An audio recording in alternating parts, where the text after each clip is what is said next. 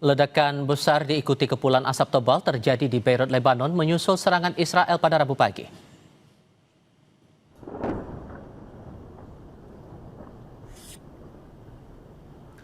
Warga Beirut terbangun oleh suara drone yang melesat di atas kota. Militer Israel memperingatkan penduduk di pinggiran selatan untuk mengungsi jelang serangan udara pada pagi hari. Ledakan menghantam sejumlah wilayah di Lebanon. Israel mengatakan mereka membalas dendam terhadap serangan kelompok Hizbullah. Media pemerintah Lebanon melaporkan setidaknya 4 orang tewas dalam serangan Israel yang terbaru ini.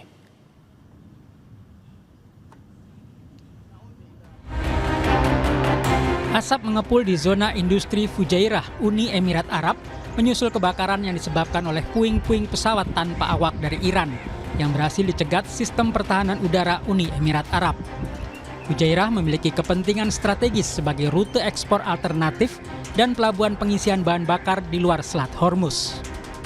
Konsulat Amerika Serikat di Dubai juga diserang oleh drone Iran. Serangan ini memicu kebakaran.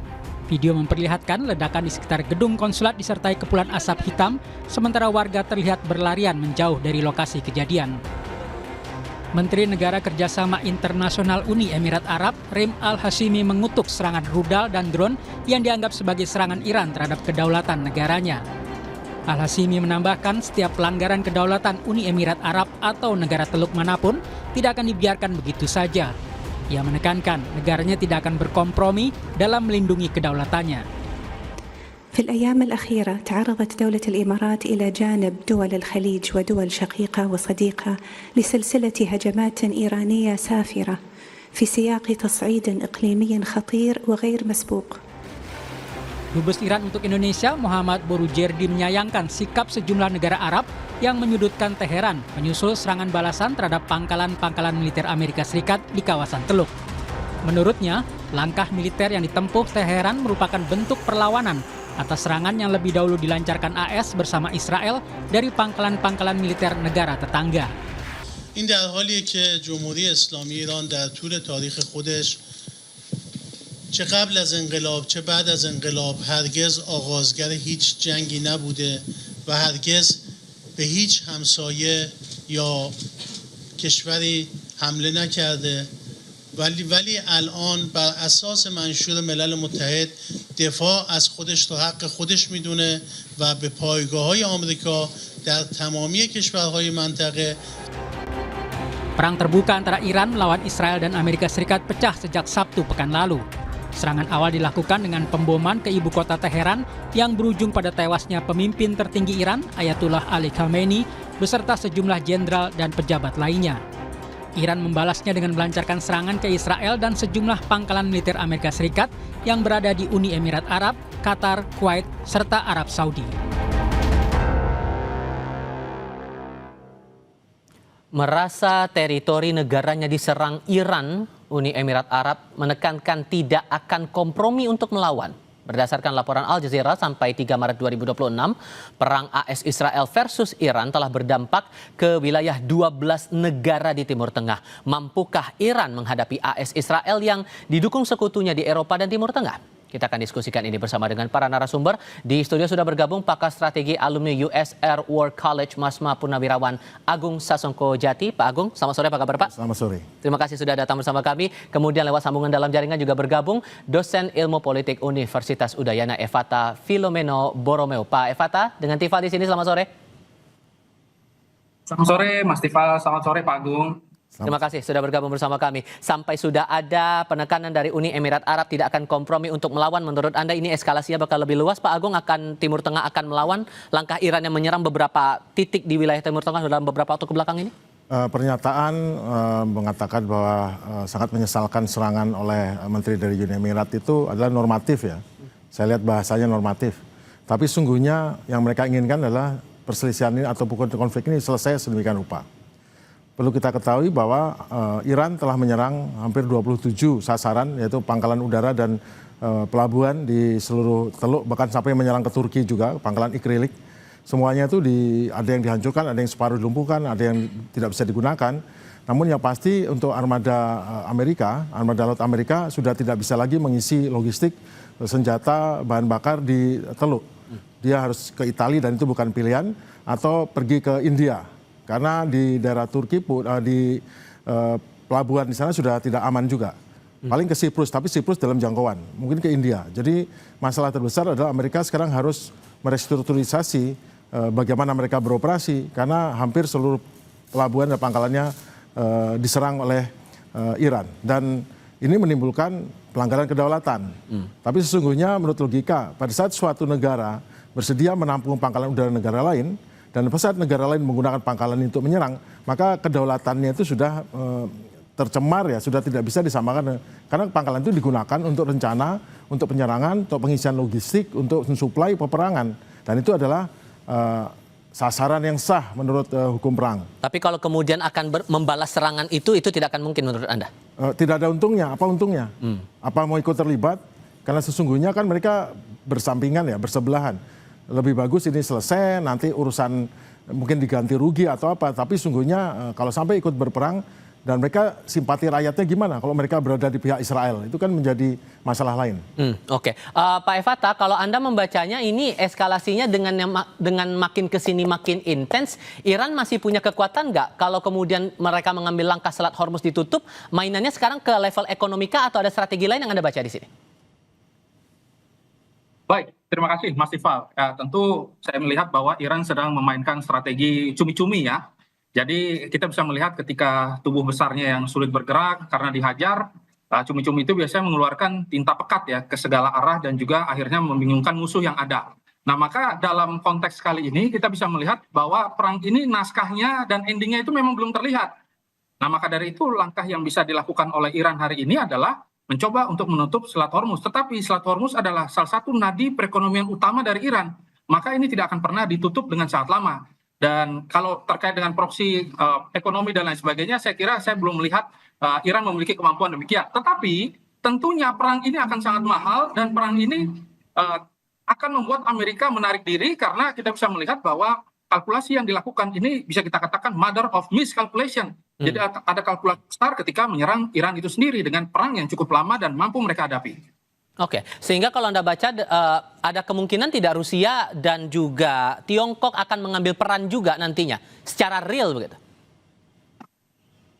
Ya, kita bisa melihat peranan Tiongkok dan juga peranan Rusia di sini tentu sangat aktif ya untuk menyuarakan nilai-nilai kemanusiaan. Tetapi kedua belah pihak sebenarnya sudah bekerja sama dalam nilai-nilai ekonomi. Ketika minyak Iran itu ditahan kurang lebih sekitar 80%, justru minyak yang dijual oleh Rusia dibeli enak sekali oleh Cina begitu. Nah maka mereka tentu menyuarakan kedamaian, kebaikan agar kedua belah pihak bisa saling memahami bahwa ini adalah satu kontestasi yang akhirnya merugikan dunia secara utuh. Sekarang 12 negara, nanti ke depannya bisa tambah banyak. Kita bisa melihat juga Pakistan mulai menunjukkan nilai-nilai bahwa mereka simpati dan juga ada beberapa negara-negara di Teluk yang akhirnya mulai merasa bahwa wah ini ada satu permainan yang akhirnya menyebabkan semua pihak merasakan kerugian yang sangat signifikan baik dari ekonomi dan juga baik secara fisik.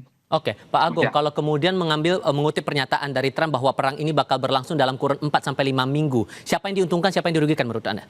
Itu pernyataan dari orang yang tidak mengikuti nasihat daripada Kepala Staf Angkatan Perangnya. Kepala Staf Angkatan Perang Amerika menyebutkan bahwa ini jangan dilanjutkan karena kita objektif tidak jelas dan kita sudah pas-pasan ini persenjataan kita khususnya rudal yang digunakan untuk ini. Namun pada saat penyerangan ini sungguhnya yang mulai itu Israel. Marco Rubio itu Menteri Luar Negeri itu menyatakan sebetulnya yang mulai Israel. Habis itu kita mengambil keputusan untuk ikut. Nah itu masalahnya berarti keputusan itu adalah keputusan bukan perhitungan militer. Itu perhitungan politik atau perhitungan lainnya yang tahu hanya Trump dan geng di dalamnya. Dan itu justru benar seperti dikatakan oleh beliau bahwa ini perang yang tidak akan dimenangkan dengan takluk seperti biasa. Perang ini akan berakhir dengan ada pihak yang akan mundur sendiri. Kenapa? Karena tidak sanggup meneruskan. Jerman Perang Dunia Kedua, Jerman Perang Dunia Pertama, itu mundur bukan karena kalah di pertempuran, tidak pernah dia kalah di pertempuran, karena apa? Logistik. Begitu Amerika masuk ke dalam perang, maka dia kalah secara logistik. Sesungguhnya dalam bahwa taktik itu sekarang levelnya taktik, yang menyerang, menggebom, membunuh itu tactical. Level taktik itu bisa memenangkan pertempuran. Oke. Tapi strategi menentukan kemenangan perang. Serta merta Iran diuntungkan di sini atau ada strategi lain yang rasanya perlu Ya, dicermati? ini duel strategi. Jelas Amerika nggak ada strateginya.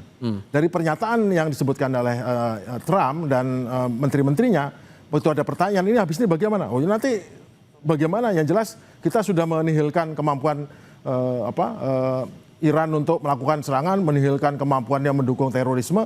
Setelah strategi apa? Malah marah itu. Menteri perang itu, si Hegseth itu malah marah. Artinya nggak punya, orang Amerika bilang dia nggak punya strategi. Nah kalau nggak punya strategi, betul jago. Tentara Amerika itu jago. Saya sekolah di sana, 2 kali sekolah di sana, itu jago, pinter, alatnya hebat. Tetapi masalahnya sebelum ini mereka terlibat menyuplai ke Ukraina. Mungkin separuh senjataan dikirim ke Ukraina. Sekarang Tomahawk-nya, rudal Tomahawk sudah hampir habis yang digunakan untuk menyerang. Kemudian segala bom pintar, segala itu sudah depleted.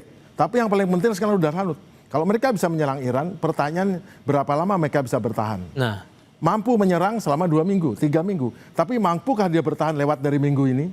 Apakah cukup rudalnya? Sekarang negara Teluk sudah menjerit pada Amerika, tolong berikan kami rudal tambahan untuk Hanut. Amerika jawabannya, mohon maaf saya tidak bisa berikan, saya akan berikan ke Israel. Sakit hati nggak itu? Negara-negara Teluk yang mempercayakan keselamatannya pada Amerika. Oke, Pak Efata, nyampe nggak nih 4-5 minggu seperti yang dinyatakan Trump itu perang bakal terjadi? Ya, faktor utamanya memang Amerika ini paling jago untuk melakukan strategi gunting dan juga lem ya. Mereka merasa bahwa dengan cara memotong kepala ular, maka selesai sudah, negosiasi akan berjalan dengan damai, aman, sesuai dengan kehendak Amerika.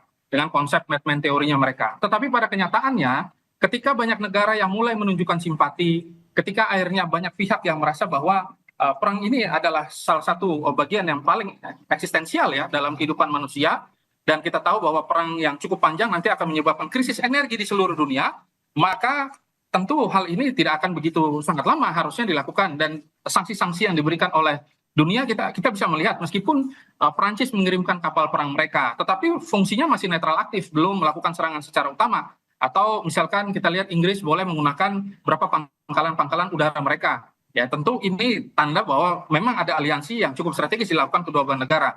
Jerman juga sama, ada beberapa negara yang ikut. Tetapi kalau kita lihat ternyata ke depannya ada banyak negara yang bersimpati juga dengan Israel dan Amerika, tentu Amerika dengan Israel tidak akan takut. Mereka akan merasa bahwa, dan seperti yang disampaikan oleh salah satu jenderal di Amerika, perang ini hanya bisa dimenangkan apabila aliansi NATO bersatu dan menyerang Iran secara bersamaan. Nah, itu yang bisa saya lihat.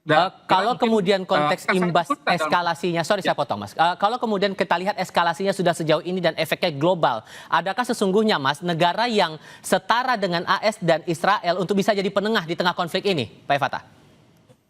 Ya, untuk menjadi penengah kita mungkin menggunakan pendekatan historis. Kita bisa melihat Yaman dalam diplomasi tidak langsung yang sudah terjadi berkali-kali dan netralitas mereka yang sangat teruji. Kita juga bisa melihat ada beberapa negara yang berpotensi besar seperti Qatar juga ya.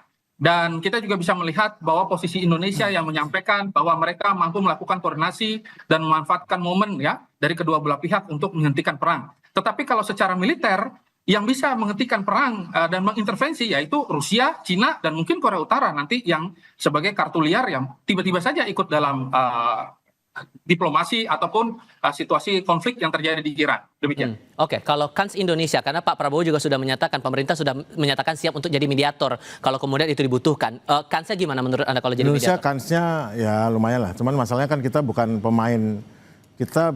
pemain di konflik besar ya. Terus masuk ke dalam ini tentu kita harus mempunyai pengalaman dan saya tidak menganggap remeh kita bisa ya.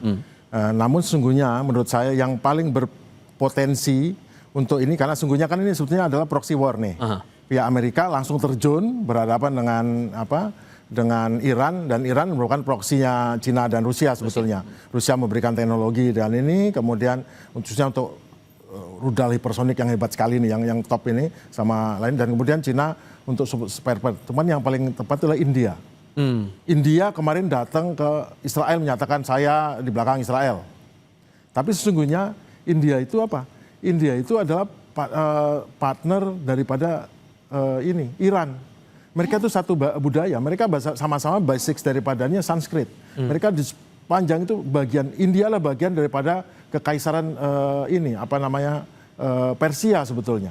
Jadi hubungan dekat itu sebetulnya dekat sekali. Dari segi kulturnya udah Dari dapat segi kultur budaya dekat. Jadi yang paling cocok itu India. Kalau Cina, Rusia jelas mereka pemain, mereka di belakang layar Iran dan sebagainya. Sama seperti Rusia berhadapan sama Ukraina, di belakangnya tuh NATO dan Amerika. Sekarang posisinya seperti itu. Baik. Cuman India adalah yang paling memenuhi syarat saat ini. Oke. Pak Agung Sasongko Jati, terima kasih sudah datang di studio. Pak Evata, terima kasih juga sudah bergabung lewat sambungan dalam jaringan bersama kami kali ini. Sehat selalu semuanya. Selamat sore. Terima kasih. Terima kasih. Pak Agung.